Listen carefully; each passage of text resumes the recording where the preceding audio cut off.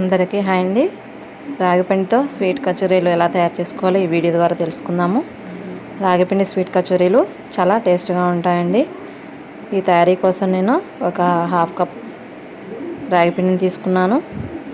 దీంట్లో కొద్దిగా సాల్ట్ వేసుకుంటున్నాను. ఒక పావు టీ స్పూన్ సాల్ట్ వేసుకున్నాను. అలాగే కొంచెం బేకింగ్ పౌడర్ కూడా తీసుకున్నాను.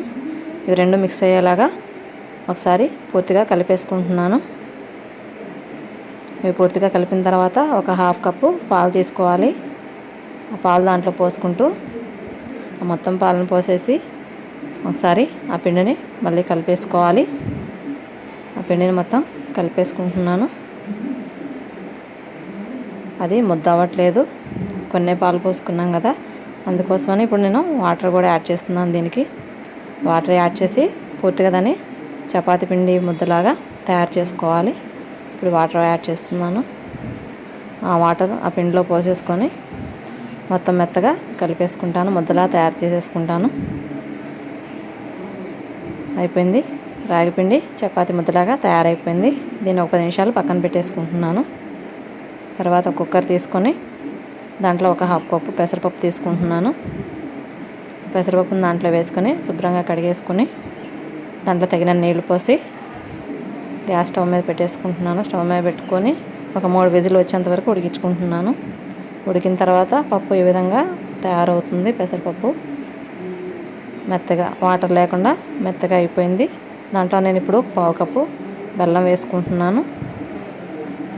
ఆ బెల్లం పప్పులో కరిగేంత వరకు మొత్తం తిప్పేసుకోవాలి.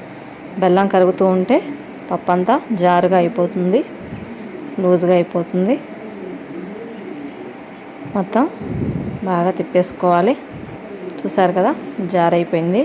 ఇప్పుడు దీన్ని నేను ఒక స్టవ్ మీద పెట్టుకొని కొంచెం గట్టి పడే వరకు కొంతసేపు ఉడికించుకుంటాను. ఈ పిండిని స్టవ్ మీద పెట్టుకుంటున్నాను. 2 నిమిషాలు స్టవ్ మీద పెట్టి తీసుకుంటే ఈ విధంగా గట్టి పడిపోయింది. దీంట్లో నేను ఇప్పుడు ఒక 4 యాలకుల్ని పొడి చేసి పెట్టుకున్నాను. దాన్ని కూడా దాంట్లో యాడ్ చేసేసుకుంటున్నాను.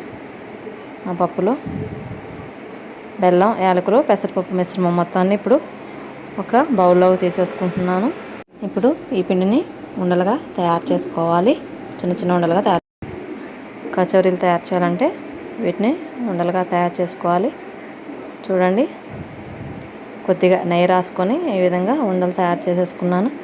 ఆ పిండి మొత్తాన్ని ఇలాగే తయారు చేసి పెట్టేసుకోవాలి. ఇప్పుడు ముందుగా తయారు చేసి పెట్టుకున్న రాగిపిండి ముద్దను తీసుకొని ఒక నిమ్మకాయ సైజ్ అంతా ఉండల్ని చేసుకోవాలి. చపాతీ తయారు చేసుకోవాలంటే ఎలా తయారు చేసుకుంటామో అలా ఉండలు చుట్టుకోవాలి. ఉండలు చుట్టుకొని పక్కన పెట్టుకోవాలి. దీన్ని చపాతీ కర్రతో ఒత్తాలనుకున్నాం అనుకోండి, ఒకసారి చూడండి ఎలా అయిపోతుందో. రాగి పిండి కదా, ఈ విధంగా వచ్చేస్తుంది. అందుకని కర్రతో ఎట్టి పరిస్థితుల్లో ఒత్తుకోకూడదు. చేతితోనే ఇలా నెమ్మదిగా చక్కగా రౌండ్గా ఒత్తేసుకోవాలి.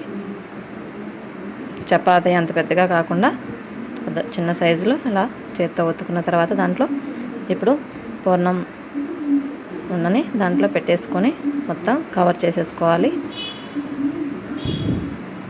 ఆ రాగిపిండి చపాతీతో పూర్తిగా కవర్ చేసేసుకుంటున్నాను. ఇప్పుడు దాన్ని కూడా ఇలా ఉండగా చుట్టేసుకోవాలి. దాన్ని ఇప్పుడు చక్కగా ఆ ప్లేట్ మీదే మళ్ళీ ఒత్తుకోవాలి. కొంచెం మందంగానే చుట్టూ రౌండ్గా నీట్గా ఒత్తేసుకోవాలి. కొద్దిగా అరంగుళం మందం ఉండాలండి. కింద రెడీ అయిపోయింది.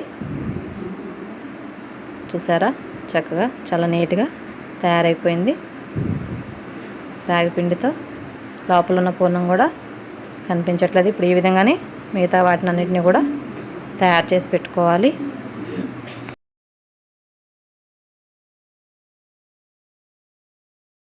ఇప్పుడు మొత్తం తయారు చేసి పెట్టేసుకున్నాను.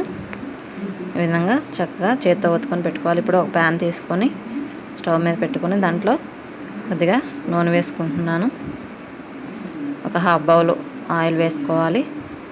అరకప్పు ఆయిల్ వేసుకొని మరగనిచ్చిన తర్వాత ఇవి ఒక సైడ్ కాలేలాగే నూనె పోసుకున్నాను. మొత్తం మునగకుండానే అవి వేగాలి, సైడ్ కాలాలి. దీంట్లో సరిపడినంత వరకు వేసుకోవాలి. ఎన్ని కచోరీలు అయితే పడతాయో, నాకు 4 కచోరీలు పట్టాయి ఆ ప్యాన్లో. అవి వేసుకొని ఒక సైడ్ కాలాయండి. అవి మళ్ళీ తిప్పేసుకుంటున్నాను, ఇంకో సైడ్కి తిప్పుకుంటున్నాను. ఇవి చూడటానికి నలుపుగా ఉంటాయి కానండి, చాలా టేస్ట్గా ఉంటాయి.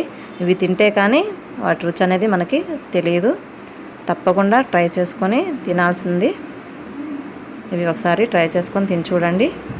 ఇప్పుడు మొత్తం కాలిపోయాయి, 2 వైపులా కాలిపోయాయి. నేను ఒక ప్లేట్లోకి తీసేసుకుంటున్నాను. ఇవి ఇప్పుడు తింటే చాలా టేస్ట్గా ఉంటాయి. చూశారు కదా, రాగి పిండితో స్వీట్ కచోరీలు ఎలా తయారు చేసుకోవాలో మీరు కూడా ఇంట్లో తప్పక ట్రై చేయండి. ఈ వీడియో కనుక మీకు నచ్చినట్లయితే లైక్ చేయండి. నా యొక్క ఛానల్ సబ్స్క్రైబ్ చేసుకోండి. అందరికీ థ్యాంక్ యూ.